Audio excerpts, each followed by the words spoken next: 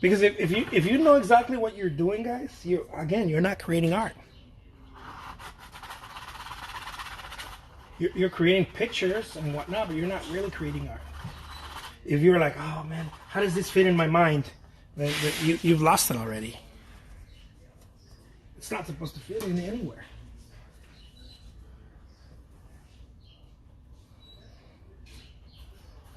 Now, I'm not telling you don't paint if you don't have that feeling. No, please keep painting. Bring it right back, okay? Thank you. I see your toothbrush first. Tell me, what is it? I see your toothbrush. Oh.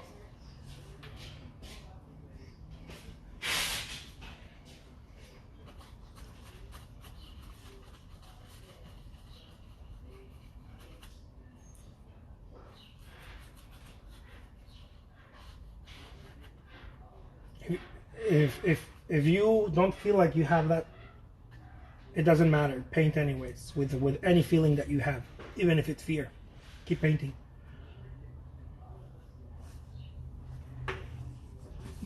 But recognize that the best work comes out of not knowing.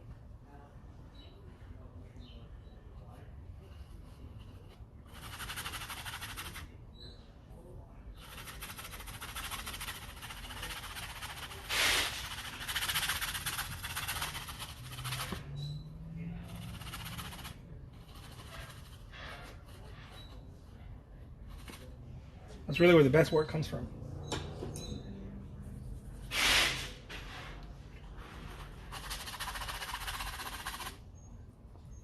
And nobody seems to talk about it though. People are like, oh, I love his style. I love that style. And I'm like, I wish I didn't have a style. What a dreadful thing to have. A fucking style. I wish I was born into art every single day, not knowing what to do next. And being okay with it, right? Not knowing and being okay with it. Being enthusiastic about not knowing what to do. That would be the ultimate gift. If you guys pray for anyone out there, pray for me. That's what I want. If you guys are into praying.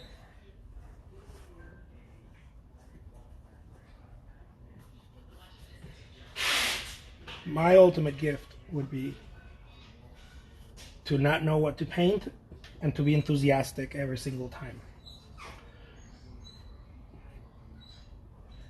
Usually you have to go through a lot of knowing what to paint to get to not knowing what to paint.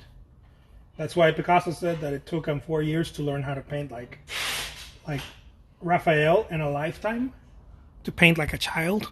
That's what he meant by it.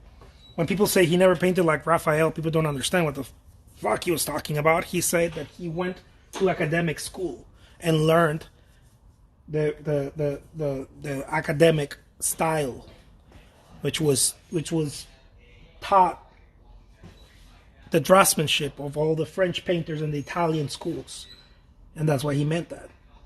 Not that he painted exactly like Raphael, but that was the teacher, right? That was the idea, to paint, to draw like Raphael, to paint like Raphael. That was the ultimate idea. They even call it Raphaelesque, I think. In Mexico, I've heard those names when people say that. I love that, praying for you. Nice. That's exactly what he meant. I don't want to paint knowing from the school of realism. I want to paint like a child. Well, how does a child paint? A child doesn't know what he or she's doing. They're just painting. And every time that they look at whatever they're painting, they're going, isn't that amazing? Children do that, right? Adults can't do that. We don't have it in us to do that. We're not blessed with that. But children can do that. Children will paint something and will tell you, we'll be so proud looking at it, because they don't have. People say that they don't know better. That's not true. They do know better.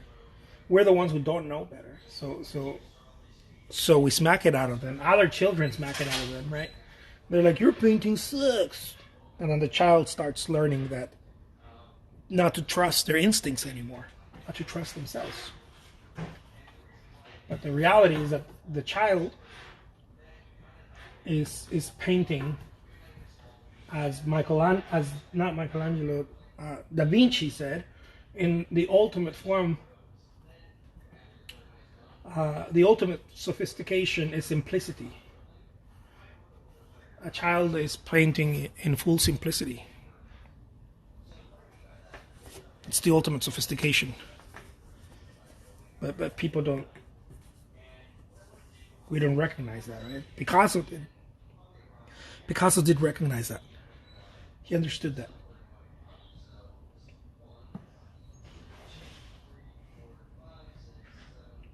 Very few artists begin to understand that.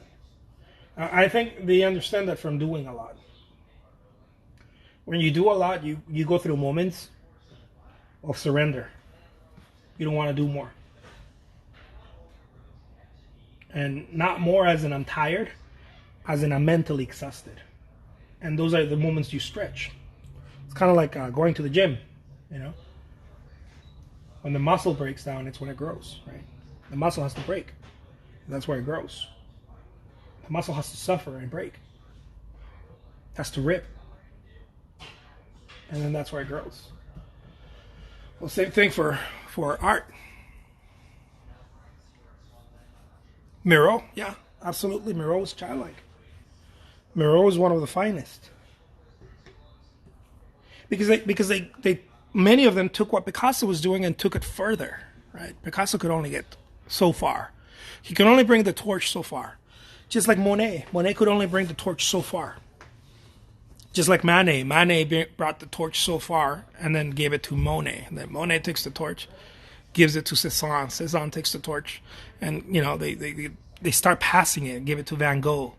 Right? Fauvism. Give it to the Fauvists. They can only take the torch so far. They cannot own the torch. The torch is something you get and you take it to the next person. The next artist will come and take it to the next level.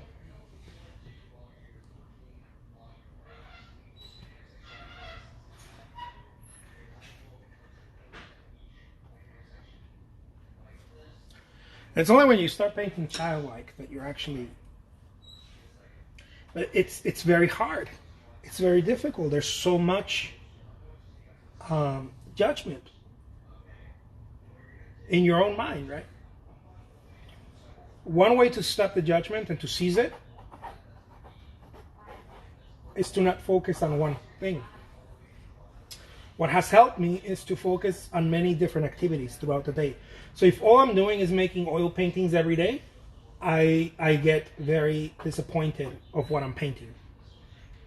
This is one of my tricks. One of my tricks to get out of my own head.